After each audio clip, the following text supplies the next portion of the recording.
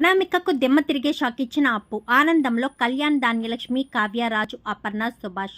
ఇంతకు ఏం జరిగింది? అసలు అనామికకు దిమ్మ తిరిగే షాక్ అప్పు ఏమిచ్చింది? అసలేం జరిగిందనేది వీడియోలో చూసి తెలుసుకునేద్దాం. బ్రహ్మముడి అప్కమింగ్ ఎపిసోడ్స్లో ఏం జరగబోతుందో ముందుగా తెలుసుకోవాలి అనుకుంటే వీడియోని లైక్ చేయండి, ఈ ఛానల్ని సబ్స్క్రైబ్ చేసుకోండి, పక్కనే ఉన్న బెల్ సింబల్లో ఆల్ పై క్లిక్ చేయండి. ఇలా చేయడం వల్ల అందరికంటే ముందుగా చూడవచ్చు. మొత్తం మీరు చూసుకున్నట్లయితే ఇంకా కావ్య, అప్పు ఇద్దరూ కలిసి మాయనైతే ఇంటికి తీసుకురావడం జరుగుతుంది. అక్కడ మాయ నిజం చెప్పేస్తుంది. ఇంకా ఎటువంటి ఇబ్బంది ఉండదని ఎన్నో ఆశలతో అడుగుపెట్టిన కావ్యకైతే నా బిడ్డకు తండ్రి రాజ్ అని చెప్పనేసరికి ఒక్కసారిగా కావ్య షాక్ అయిపోతుంది. ఏం మాట్లాడుతున్నావు మాయ అని చెప్పనగానే, అదే కదా నిజం కావ్య, నీకు ఆ విషయమే కదా చెప్పాను, నా బిడ్డకు తండ్రి రాజే అని చెప్పనేసరికి ఇటు సుభాష్కి, రాజ్కి కూడా ఏం మాట్లాడాలో అర్థం కాదు. ఏంటిది ఇలా జరిగింది అని చెప్పి ఇంకా కావ్య అయితే చాలా టెన్షన్ పడుతూ ఉంటుంది. అప్పుడే అనామిక అయితే మొత్తానికైతే మంచి కుటుంబమే, మొత్తానికి కావ్య వెతికి సవితిని తెచ్చుకుందనమాట. ముందు నుంచి బావగారు చెప్తూనే ఉన్నారు కదా బిడ్డ తండ్రిని నేనేనని, మళ్ళీ పైగా నిరూపించడం ఎందుకు? ఎన్ని రోజులు తల్లి ఎక్కడుందో తెలీదు, ఇప్పుడు తల్లిని కూడా తీసుకొచ్చింది. గొప్ప వదిన గారు, గొప్ప అన్నయ్య అంటూ అనామిక అయితే నోటుకొచ్చినట్టల్లా మాట్లాడుతూ ఉంటుంది. కావ్య ఎంతగానో బాధపడుతూ ఉంటుంది. ఇందిరాదేవి అయితే, నోరు మోస్తావా అనామిక, ఇది నీకు అనవసరం లేనిది, నువ్వు వినడం వదిలేయడం అంతే, అంతకు మించి నీకు మాట్లాడే హక్కు అధికారం లేదు. నోరు మూసుకుని ఎవరి విషయాల్లో వాళ్ళు కలగ చేసుకొని ఉంటే బాగుంటుంది, పక్క వాళ్ళ విషయాలు మీకు అనవసరం అని చెప్పి ఇందిరాదేవి గట్టిగా చెప్పేసరికి అందరూ కూడా ఎవరి మట్టుకు వాళ్ళు వెళ్ళిపోతారు. సో కళ్యాణ్ మాత్రం చాలా బాధపడతాడు. అప్పు కళ్యాణ్తో మాట్లాడాలని బయటికి తీసుకువెళ్ళిన తర్వాత, అసలు ఏంద్రాబాయ్ ఎలా జరిగిందేంటి, అసలు ఆ మాయని తీసుకొస్తే విషయం అంతా తల్లకిందులైపోయింది ఏంటో మాకు అర్థం కావట్లేదని చెప్పాను. కానీ అసలు ఏం జరిగింది అనగానే అప్పు జరిగిన విషయం అంతా చెప్పుకొస్తుంది.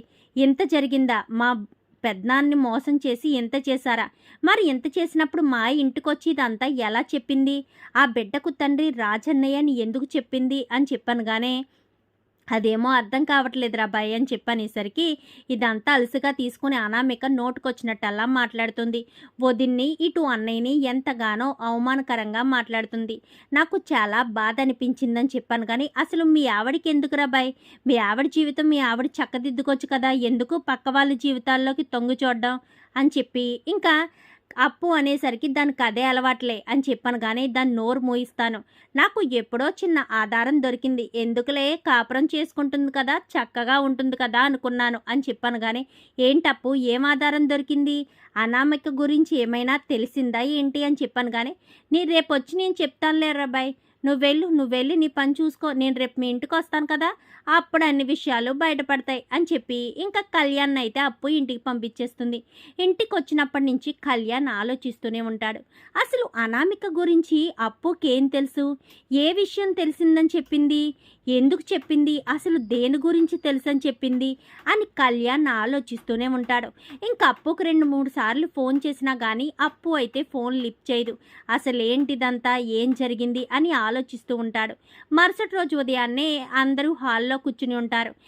అప్పు, కళ్యాణ్ ఇద్దరు కూడా బయట ఉయ్యాల దగ్గర అయితే నిలబడి మాట్లాడుకుంటూ ఉంటారు. ఏంటి ఎలా వచ్చావు, నాకు మనశ్శాంతి ఉండనివ్వవా ఏంటి, ప్రతి క్షణం నా వెంట పీడలా నీడలా ఎందుకు వెంట పడతావు, నాకు ప్రశాంతత కావాలి, నువ్వు నా పక్కనుంటే నాకు ప్రశాంతత దూరం అయిపోతుంది, దయచేసి నా దరిదాపుల్లోకి రావద్దు అనామిక, ప్లీజ్ నీకు చేతులెత్తి మరీ నమస్కారం చేస్తున్నాను అంటూ కళ్యాణ్ అనామికతో మాట్లాడుతుండగా అప్పు అయితే లోపలికి వచ్చి అనామిక చెంప చెల్లుమనిపిస్తుంది.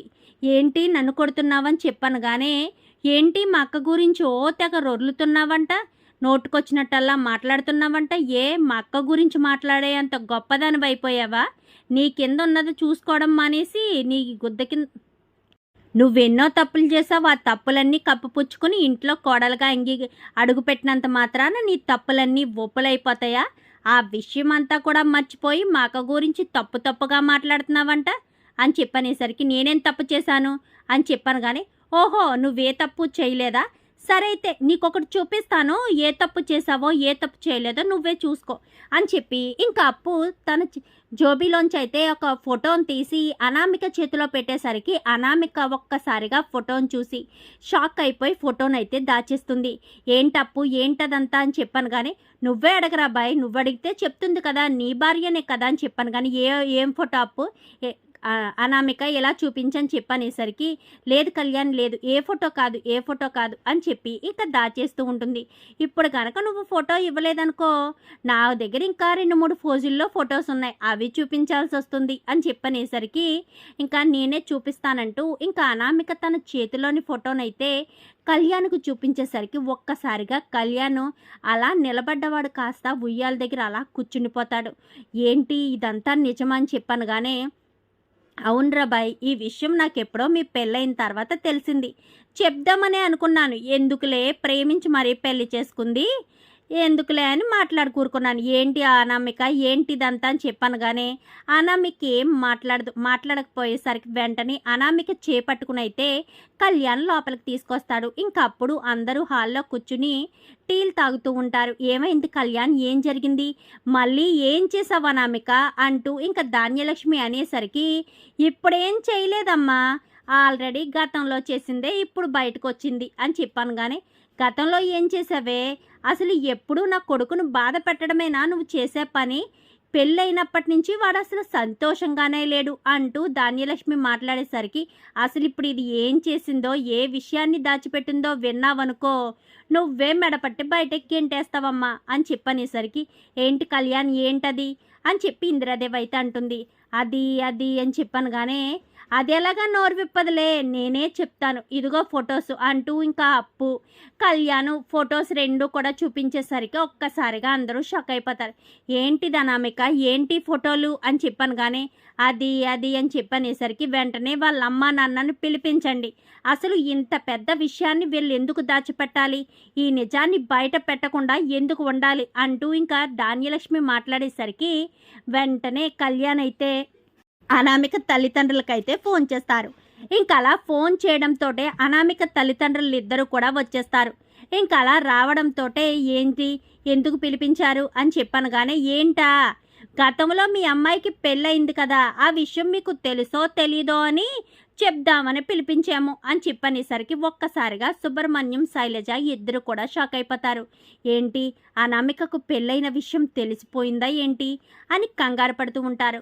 ఏంటి కంగారు పడుతున్నారు, అనామికకు ముందే పెళ్ళయిందన్న విషయం తెలిసిపోయిందని టెన్షన్ పడుతున్నారనుకుంటా కళ్యాణ్ అంటూ స్వప్న మాట్లాడేసరికి అది అని చెప్పాను కానీ ఇంకా ధాన్యలక్ష్మి అయితే శైలజ మీదకి వెళ్లకుండా అనామిక చెంప చెల్లుమనిపిస్తుంది.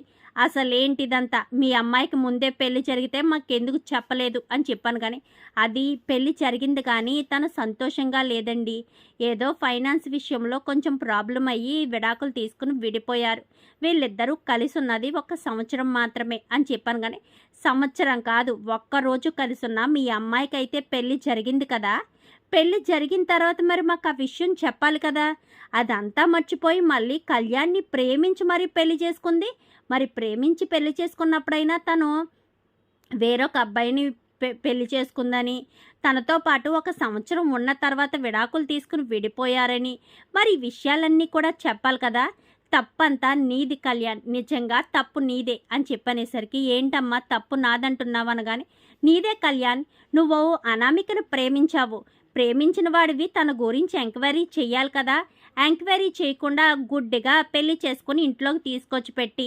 మనశ్శాంతి, నీకు ఇటు మనశ్శాంతి లేదు మాకు మనశ్శాంతి లేదు, మనశ్శాంతి లేకుండా చేశావు అని చెప్పాను కానీ ఇలాంటి దాని గురించి మన ఇంట్లో గొడవలు పడ్డం ఎందుకు, ఇలాంటిది 1 క్షణం కూడా నా జీవితం ఉండడానికి వీల్లేదు, అసలే ఇదంటే నాకు ఇష్టం లేదు, పైగా ఇప్పుడు మరొక పెళ్లి చేసుకుంది, అలాంటి తప్పుడు తినతో నేను ఎందుకు ఉండాలి, తిన నుంచి శాశ్వతంగా విడిపోవాలనుకుంటున్నాను అని చెప్పి ఇంకా కళ్యాణ్ చెప్పేసరికి ఏంటి కళ్యాణ్ ఏం మాట్లాడుతున్నావు అని చెప్పి ఇందిరాదేవి అనగానే ఏం చేయమంటావు నానమ్మ, వేరొక పెళ్లి చేసుకుందన్న విషయాన్ని దాచిపెట్టి నన్ను పెళ్లి చేసుకున్న దాంతో ఇంకా నన్ను జీవితాన్ని పంచుకోమనే చెప్తావా, ఎవరు ఎన్ని చెప్పినా కానీ అనామిక ఉన్న చోట నేను 1 క్షణం కూడా ఉండలేను, దయచేసి అనామికని ఇంట్లోంచి బయటికి పంపించేయండి అంటూ కళ్యాణ్ అయితే అక్కడి నుంచి బయటికి వెళ్ళిపోతాడు.